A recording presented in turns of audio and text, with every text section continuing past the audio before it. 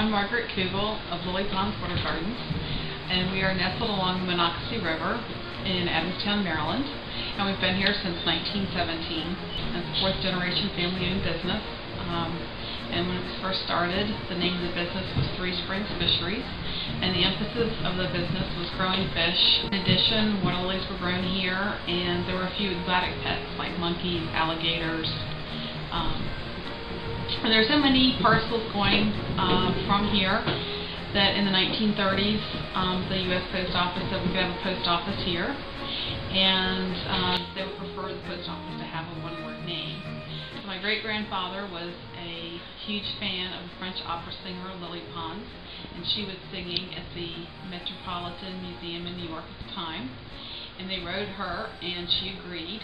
So she came in June of that year here, and they dedicated everything to her. The bridge, the town, the post office, and some great fanfare when she came. What's it been like living with a large family and family business as part of all that? Wow. I wouldn't trade my family for anything, and when I was younger I think I took it way too much for granted, because we always came here to this house. We always had everyone there. Everyone who was there I knew and loved, and knew they knew and loved me. And people who would drop in, extended relatives from all over the area, were always just embraced as part of that family. And now it's gone to 2 and 3 generations beyond me, and it has remained a beautiful part of what we all are and know. And intermixed with that, the sort of craziness that is a family business, it makes it easier for everybody to understand, oh, I was late for dinner because I had to write up that last customer, or hey, everybody quick, eat because we need the extra hands down at the shop, or what have you. It always seemed like around our dinner table it was politics, religion, the family business was sort of the topics.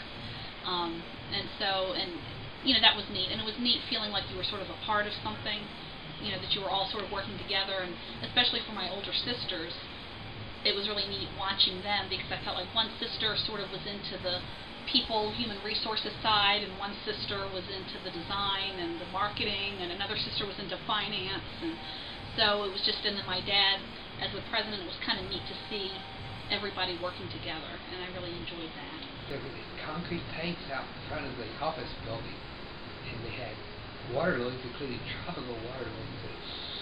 Oh, the aroma was just captivating. Just loved that. And then, of course, later on, when I was old enough to work, I started working there, pulling cattails, which wasn't fun, but I felt I was making progress. I mean, it was like warfare, you know.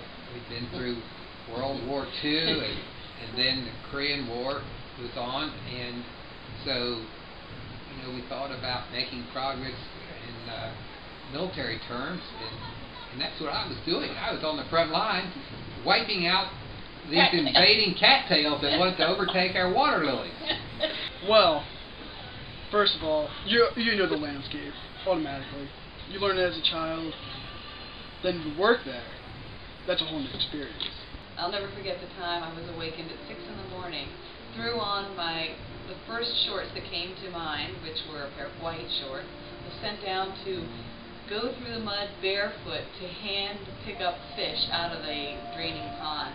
And yes, everyone thought that was hilarious, and my cousin speckled my beautiful white shorts with the dirty mud, and that was, yeah, never worked again. One of my first recollections that has to do with the family business is pretending on my little clay plastic phone that I was taking orders for the family business, the mail order business, and I was talking to customers, and so I had my little plastic phone and my little pen and notepad, and I'd take down the orders, and as I recall, I was really excellent doing that.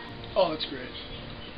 You get to meet new people, see all the faces, and the other thing, we're a really close family. Like, it's not at all unusual to just, you know, randomly be sitting in your house and, like, you know, one of your family members, like, well, actually, usually, like, the entire family just, like, sort of, like, pops in on you, like, hey, let's have some tea. The joy of my life.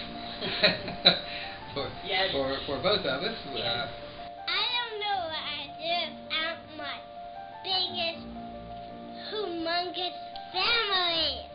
perfect family. I mean, my cousins are my best friends.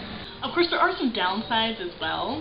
Like when we were taking some catechism classes, there was a whole group of us that were going because we were all the same basic age, and so we're all going at once together. And unfortunately, there were so many of us, and there were so many adults to pick us up that there was a lot of miscommunication, and they thought that we were picked up, and we weren't.